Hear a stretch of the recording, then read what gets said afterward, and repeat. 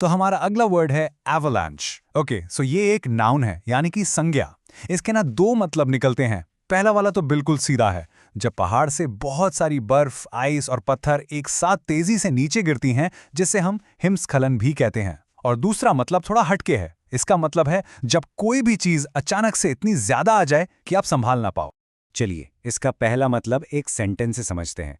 यहाँ लिखा है कि भारी बर्फबारी के बाद स्कीयर्स को एवलांच के खतरे के बारे में चेतावनी दी गई थी। मतलब साफ है, यहाँ बात पहाड़ों से गिरने वाली बर्फ की हो रही है। इंग्लिश में इसे ऐसे कहेंगे, the skiers were warned about the high risk of an avalanche after the heavy snowfall. एक और एग्जाम्पल देखिए, इससे सिचुएशन और क्लियर हो जाएगी। बचाव दल को जिंदा लोगों को ढूंढते वक्त एक और एवलांच से सावधान रहना पड़ रहा था। सोच सकते हैं कितना डेंजरस होता है। चलिए इंग्लिश में सुनते हैं। The rescue team had to be careful of a second avalanche while searching for survivors. अब आते हैं इसके दूसरे इंटरेस्टिंग वाले मीनिंग पर। प्रोडक्ट लॉन्च के बाद कंपनी को एन एवलांच ऑफ ऑर्डर्स मिले। अब यहाँ बर्फ तो नहीं गिर रही है ना? यहाँ इसका मतलब है कि इतने सारे ऑर्डर्स एक साथ आ गए जैसे ऑर्डर्स की बारिश हो गई हो। इंग्लिश सेंटेंस है, after the product launch the company received an avalanche of orders. और ये देखिए एक रियल वर्ल्ड एग्जाम्पल जो हम सब रोज फेस करते हैं।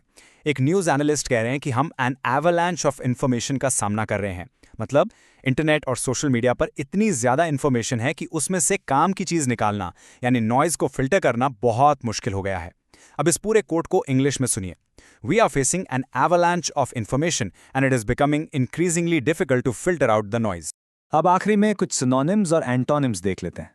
तो इसके सिनोनिम्स यानी इससे मिलते जुलते शब्दों में हैं स्नो स्लाइड और लैंडस्लाइड, जो इसके पहले मीनिंग से रिलेटेड है, और बैराज और डिल्यूज, जिनका मतलब होता है किसी चीज़ की बौछार, ये इसके दूसरे मीनिंग से रिलेटेड है।